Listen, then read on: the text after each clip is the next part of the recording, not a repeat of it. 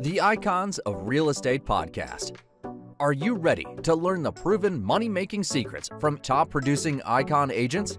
Ready to skyrocket your business? This podcast is for you.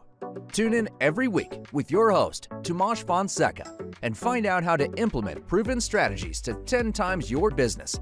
From $3 million to $30 million in just 12 months. Brought to you by the Masters in Real Estate Marketing, Arter SEO.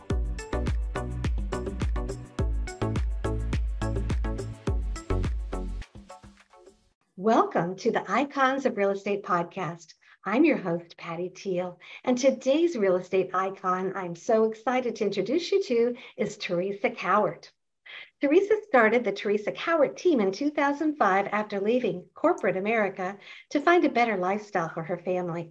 She now operates a successful full-service team who pride themselves on customer service and is co-owner of Remax Accent.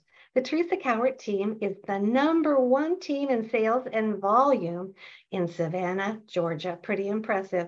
Welcome, Teresa. Thank you. Thank you for having me. Oh, it's great to have you. So, Teresa, how we generally start is we get a little story from our icon of how they got into this field and what drew them, just your story and how you got to the point you're at today. So, okay. Well, my story is probably different from anyone else's that you've ever heard because I work for Hershey Chocolate and I was in management with them in HR and they were closing our plant. And anyway, there was a little bit of a transition there. Kind of didn't want to move, didn't know what to do, did some HR consulting for a while, did all the jobs that nobody else wanted to do that I used to farm out as well. And was kind of just unhappy overall and was actually driving. Anybody who knows me knows one of my favorite stores is TJ Maxx. So I was actually driving for a little bit of retail therapy and praying while you're driving. Right. Okay, God, I know this is not like what you have plans for. This is not it. Like, this is not what you want me to do is workman comp audits for the rest of my life. So missed my turn, turned down this other road, got to the red light and looked up and there is a sign. And I'm like, okay, all right, God.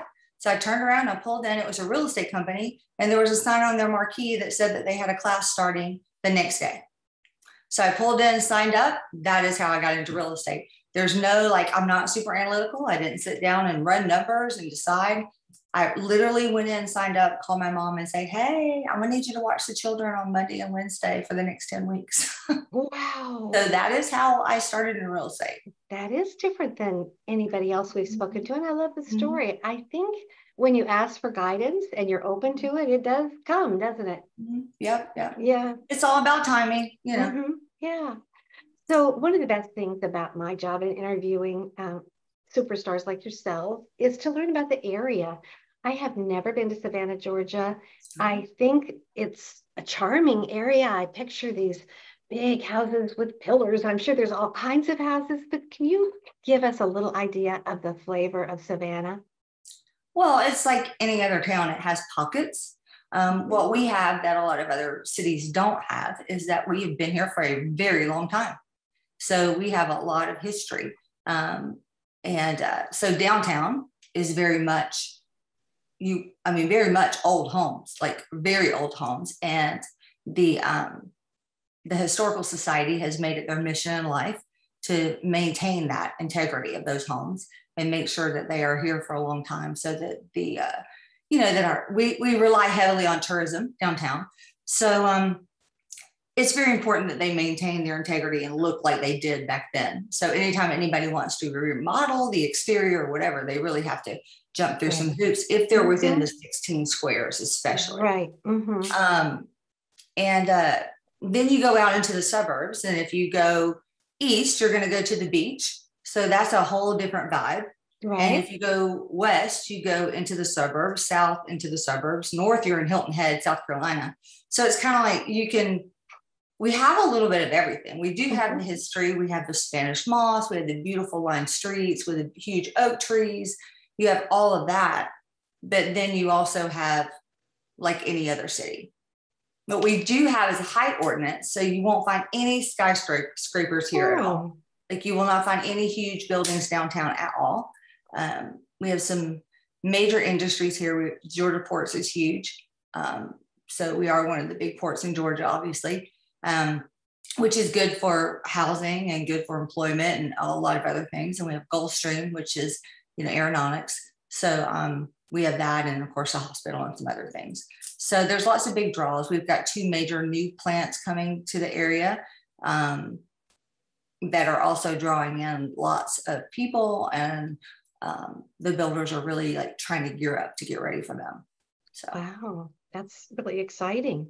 Yeah. So thank you for that description. And I think that's amazing that they don't allow skyscrapers or very tall buildings, because that makes it look a lot more quaint It's charming. and beautiful. Charming. It's charming. Yes. Yes. Yeah. So you said, or I read online, that for you, real estate is a lifestyle, right. Not just a job. Can you explain that a little bit? I think that, my grandmother always said, if you love what you do, you'll never work a day in your life. I love and that. I never really understood that until I was in real estate. And it's probably, if you love it, it's an amazing career, because you have the ability to help so many people and make a difference in people's lives. And our logo is a starfish, and it's all about the starfish story and how that goes. And I enjoy the fact that I can make a difference in people's lives, whether it's a first-time home buyer or somebody who is, downsizing or whatever it is. The fact that I can help them or the team can help them is huge for us. Like, we want to be able, the whole first do no harm. Like, I'd rather tell you that's not the right house for you, or it's not the right time to buy, than you buy something and be unhappy. Like, my joke is, like, if I see you in the grocery store a year from now, I really don't want you to duck down the other aisle because you don't want to see me. So it's really important to me that we build all these relationships, and we do that really well.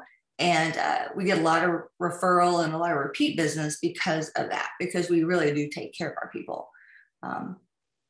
It's hard when you're a big team and you're doing the numbers that we are.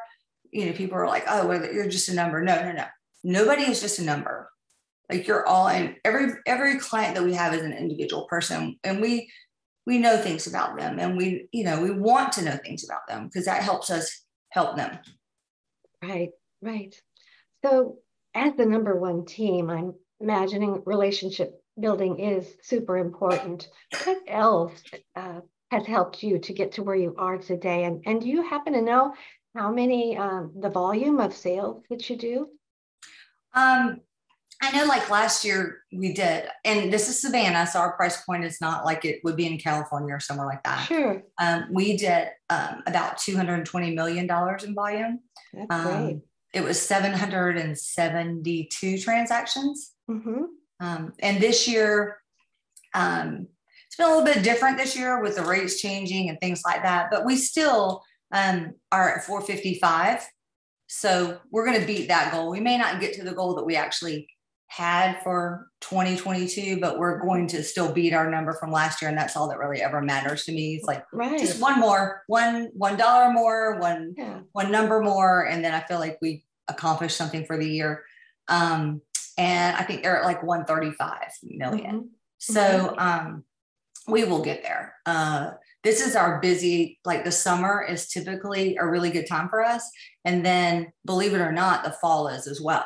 So a lot of places slow down in the fall. We don't. So we will have a little bit of a surge again in October, November, December, for sure. So they've done really well. We do a lot of training, both tactical and motivational, like just keeping people keeping their head in the right place, because if your head's not right, then nothing else is going to work. So it's all about remembering why you do it and keeping your head in the game, because people will wear you down. Isn't that the truth? Yes, they can. Yeah. Yes. And it's a very competitive business. I don't need to tell you that. And it's changing a little bit now, with interest rates going up and maybe more houses on the market. How does that affect everything with your company? It is a changing market. What we've seen recently, though, is like I call it buyer fatigue. Like the buyers that were so tired of losing, so tired of multiple offers, and maybe they didn't have to move. We're seeing them kind of start coming back into the marketplace because they don't have to compete against as many people right now. It's not as crazy as it was 6 months ago. So we're seeing some of them come back into the market. And because we have all this industry and because we have 2 military bases here as well, there's always transition in our area, no matter what. And, we tell everybody, you marry the house, you date the rate. Because you can always refinance later. There's things that you can do. You can buy down the rate, blah blah blah blah blah. Right. We're seeing the builders here, the builders that didn't really need us very much a year ago, or didn't think they did. Right now, they're offering all these incentives to our buyers, and to agents as well, but mostly to our buyers. And they're doing some things to help them get into homes, including buy down the rate. So that's interesting. That is interesting. Yeah. So it is helpful. But I mean, the bottom line is you just have to be comfortable with whatever you purchase. And that's what we got. Don't get so caught up on interest rates and all that.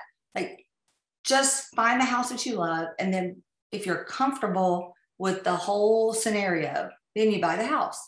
And if you're not, you don't. Like, you have to have peace about it.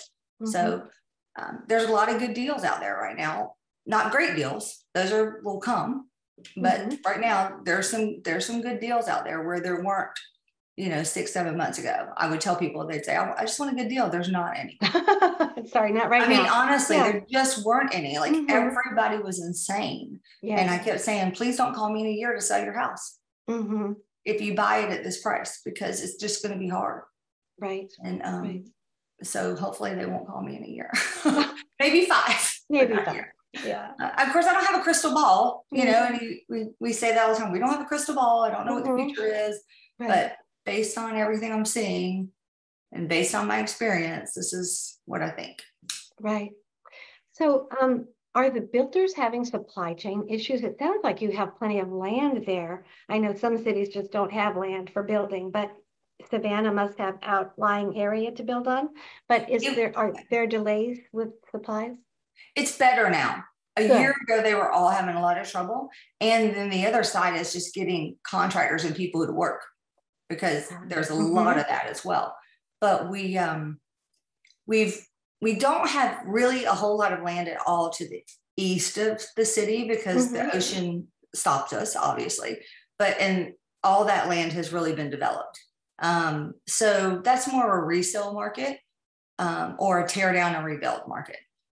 Likewise downtown, but the west side, as you're going on the west side of I-95 and into the suburbs, a little bit north and south,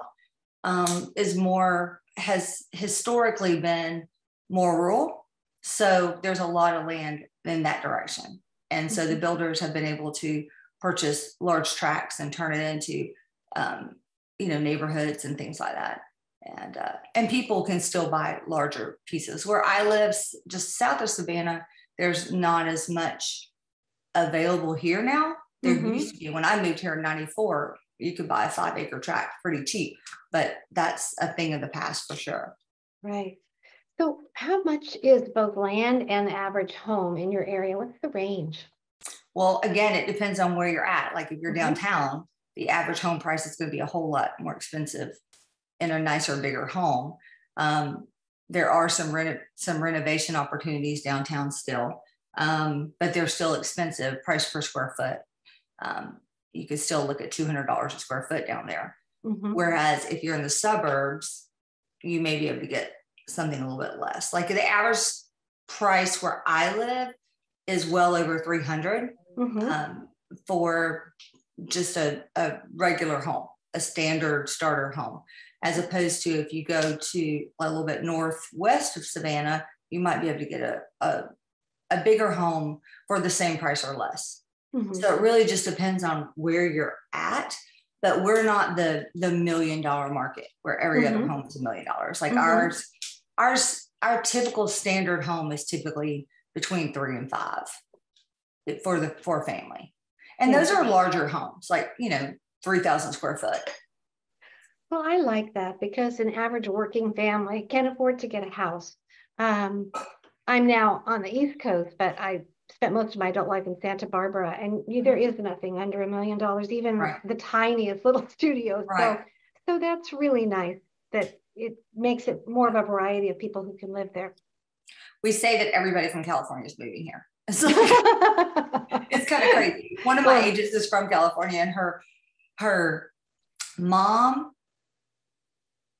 and then her dad, they're divorced, and her sister and her husband's brother and his family have all moved here in the last like year and a half. And they probably love the prices. And if they had a home, they just are probably just shocked to see what they can get for a much lower price than what they got in California. They love the houses, and I think they like the lifestyle as well.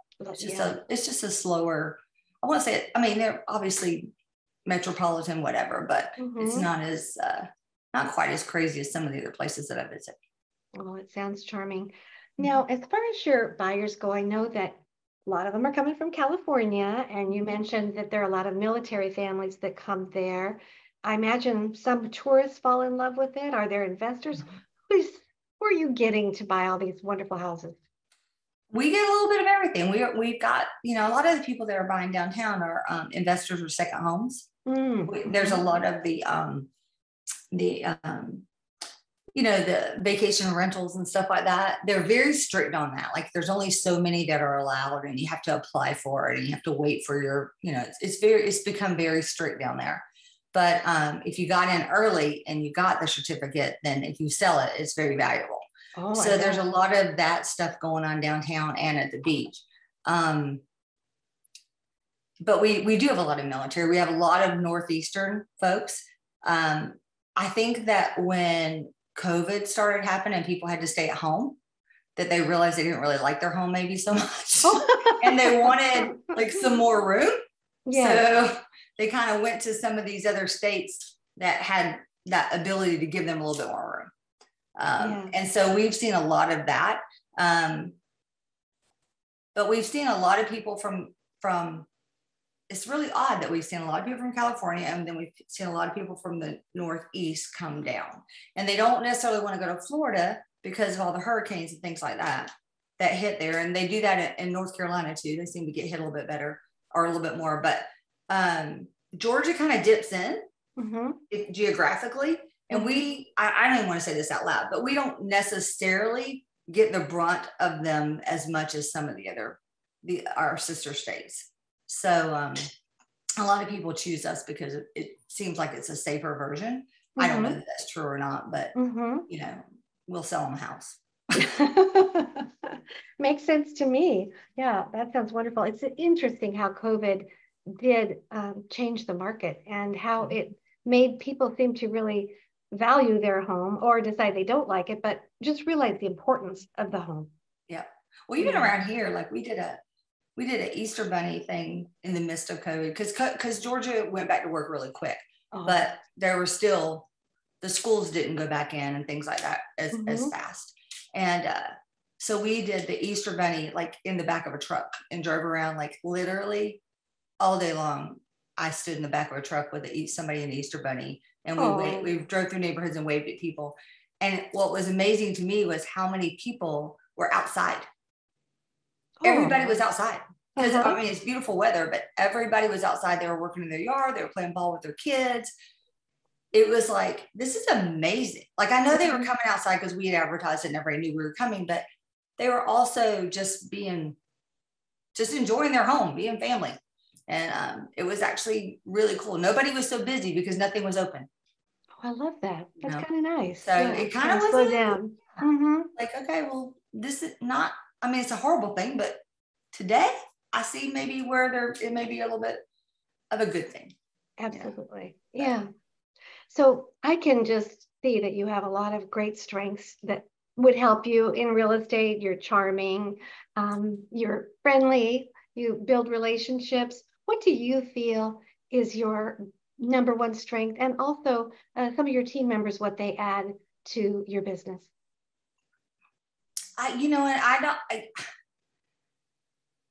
People have asked me that before, and I just think that my number one strength is that care.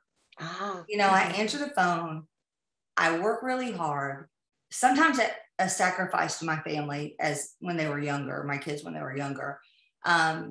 But I raised great kids who have really strong work ethic, so at least maybe a good role model, I don't know, but they know that if you work hard, you do well.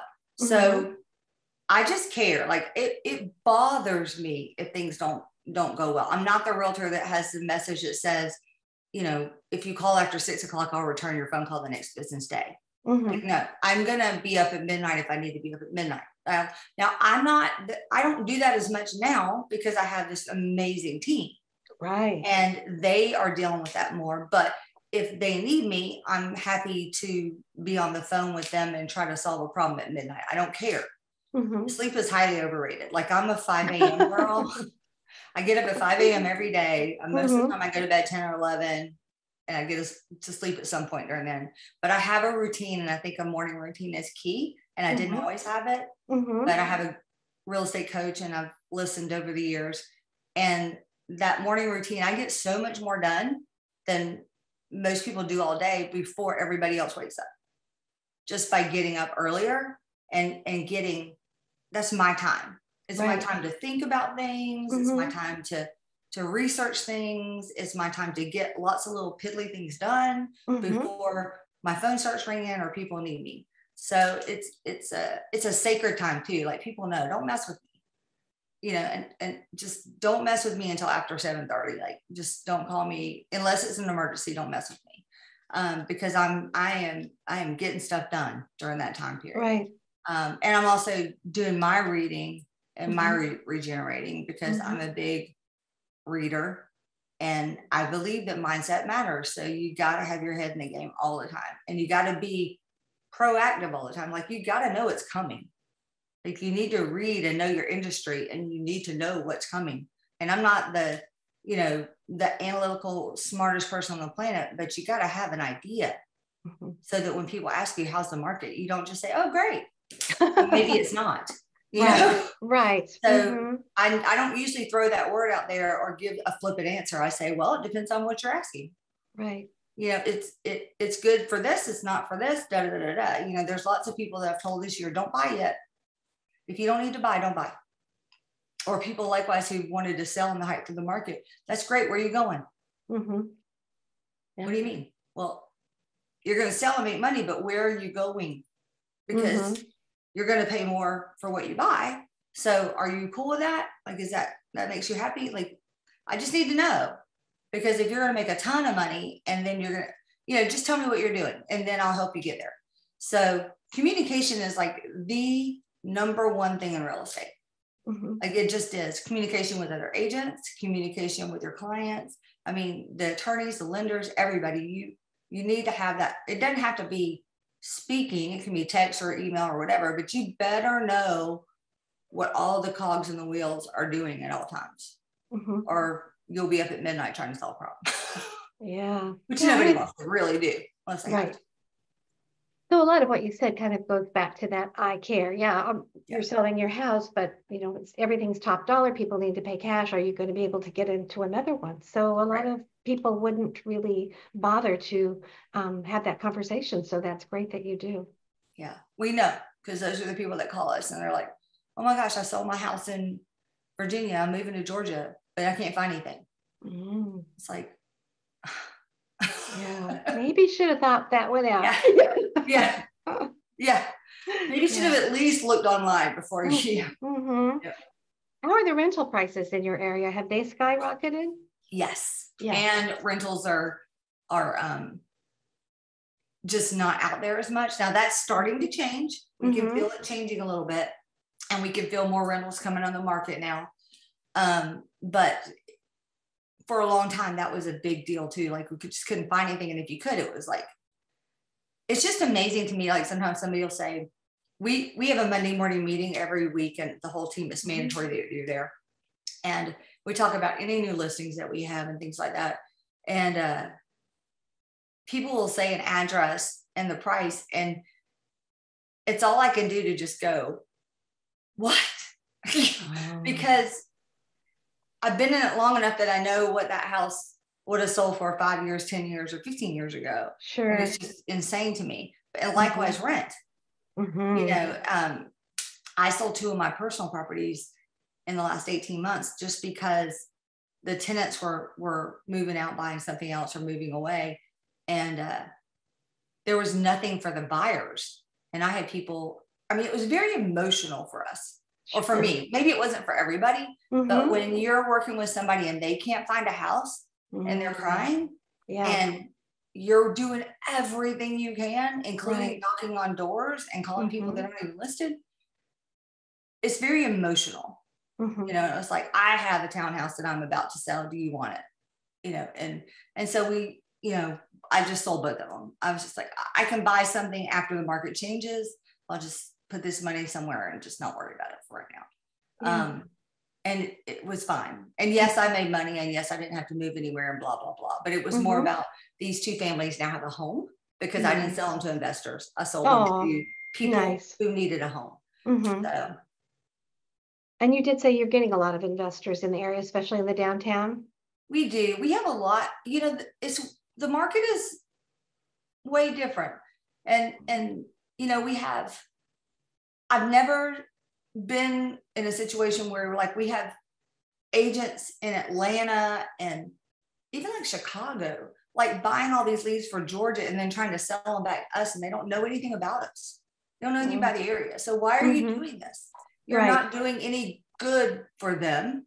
You're just trying to make $1. Like, it's not really why we're supposed to be doing this. Right. Like, yes, we want to make $1. Yes, we all want to make money and be self-sufficient. But if that's the only reason you're in the game, it's kind of like, you know, shame on you.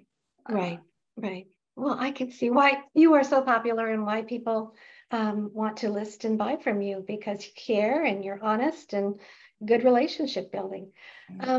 I know that you're already #1 in your area, but do you have a goal for the coming year or the rest of the year? You know, we have to maintain that, obviously. And like I said, the goal is always like $1 more or 1 deal more than last year. And really and truly, my goal is the team. And it always kind of has been, but we started, you know, I didn't wake up one day and say, I want to have this huge team that just absolutely consumes every minute of my day and drives me crazy most of the time. It wasn't my goal in life, but it was, I guess it was God's plan. I don't know. But as we gone through, my kids are raised for the most part, except for my youngest one. And Lord knows she's still living her best life. But she'll eventually be amazing. But right now she's just having a great time. She's going to Peru next week. I'm like, oh my God. How wonderful. Yeah, she's that girl. But as they come on, like, we talk about what their goals are. So my goal is really their goals. And so what is your goal? Like, we had a guy who wanted one of those new Broncos. It took him 1.5 years to get it. But, you know, every time he slacked off, I would say, hey, how's that Bronco doing? Is that paid off yet? You know, are you getting that Bronco? So it's just like little things. But, you know, we've had lots of people on the team that have had very specific goals, and we want specific goals. I called them, like, my lead agent says, don't go in there with candy ass goals because she'll eat you alive. And she's right. Like, I want real goals. Like, I want a new car. What kind of car do you want? What color is it? And what color? Exactly. What color do you want? And and those are, and it better be on your vision board. Because I was just going to ask you if they do a vision board. Yes. Everybody has one, and we do that. I actually have them present them to their teammates at the beginning of the year in the meetings. We do a couple every week until we get through them all, and that helps you understand the motivation of your teammate, because we're all very different people. I'm a driver, so I am the nicest, sweetest, most giving person on the planet, except for when I'm busy, and I don't even know you're alive. I am in my office, and you walk in, and I'm like, yep, what you got, you know, or whatever. But and they all know that about me, though, because I've been very transparent about this is who I am. So if you need my attention, you need to say, Teresa, I need you to stop for 1 second and answer my question, or tell me what I need to do. And I'm okay with that. But don't come in and sit and think we're going to chat for 10 minutes because I have a deadline or whatever's going on. but everybody has specific goals, and we talk about their specific goals. And my goal is for them to hit their goal. So if your goal is, I need to make $220,000 and I want to sell 75 homes this year, and I want to redo my kitchen, and I want, like, one of the girls in my team, I even know what kind of quart she has, because that was on her list the year before. So now she has it. But those are what's important to me, because I think that goals without specific accountability behind it is just a wish. Oh, that's true. Yeah. So you have to have somebody holding you accountable. We're very accountable. We have very specific rules for keeping your leads on, rules for staying on the team, which I don't know that I've ever really kicked anybody off the team, but don't tell anybody that. But they have a minimum standard that everybody kind of has to hit every year. But the maximum is whatever, however hard you want to work. Right. So the sky's the limit. You can do whatever you want. And it's surprising to me that I've had people come in and say, I'll say, well, what do you need to make? Well, I was a dental hygienist and I made 50. I need to at least make that. And their first year they make 125. And I'm like, okay, so are you happy? Yes, we're happy. And that's after their team split. So they're like super happy. And I'm like, okay, so now what are we doing next year? And if you want to stay at that number, fine. We adjust your leads accordingly and you stay at that number. We're going to help you get there again to year 2. But if you want to go higher, that's fine. If it's a bad year and you have some personal issues, or you're pregnant, or, whatever, then maybe we dial it down. It doesn't matter to me. It only matters that that you have a goal and that we work towards that goal. Yeah. Well, I was going to ask you to share advice to other realtors or newbies, but you've given so much great advice. I love the goals. Your goals are their goals. I mean, just that in itself is a real nugget, and that you have these meetings with your team members where they can, really dial them in so that they're very specific. That's fabulous. Right. Yeah.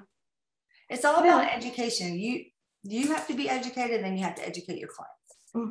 And you have to communicate well with people, and you have to make sure that you're communicating with your clients, get an honest communication. Just if you mess up, you just say, hey, I missed that. But here's what I'm going to do about it. And I find that people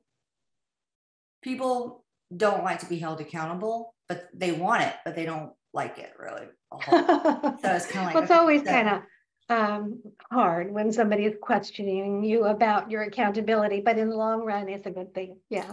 Yeah. I don't either. I don't want anybody to question me about what's going on in my world either. But anytime anybody does, it's usually out of the fact that they care about me, and it makes me think about it and work harder or do something differently. And that's the goal. Right. And we have a lot of little pockets of, they'll become accountability partners, and 2 or 3 of them call each other every morning. So I think it's super important that if you're in this industry, that you align yourself with somebody who has your best interests at heart and is going to hold you accountable, no matter if you've been in it, 5 minutes or 5 years. And if you're struggling, that you get some help from somebody. And I am a co-owner of a brokerage, but brokers are not always your best option because they're busy and they have a lot of things going on. And a lot of them are still working as well. So yes, there's the ones you want to go to when you think you're in trouble, or that you need, you've messed up something or whatever, because their license is on the line as well. But as far as daily accountability and somebody who's going to question, why'd you do it that way? Or maybe you should have done it this way, or, that kind of thing. You need somebody else, whether it's a coach or just a coworker, somebody else that understands what you're doing, not your husband or your mom. You're wonderful, honey. Yeah, right. Exactly. Yeah. Oh gosh, you've shared so much wonderful advice today. I think our listeners are really going to love it. But before we leave, I want to make sure that they know how they might get a hold of you. Okay. All right. Well, our office number is 912-525-0900. Email is Teresa@teresacowartteam.com. Super hard. Website is equally hard, teresacowartteam.com. Or my cell number is 912-312-2125. Oh, thank you so much. That is well, I tell everybody, if you say that you can't get a hold of me, you're just not trying hard enough. Because I'm all there. Like, I pay a lot of money, so everybody knows how to get in touch with me. Yeah, they can get a hold of you if they want to. Well, thank you, Teresa, for being our guest on Icons of Real Estate. I really appreciate it. Well, thank you for having me. I enjoyed it. I did too. Bye-bye now. Bye.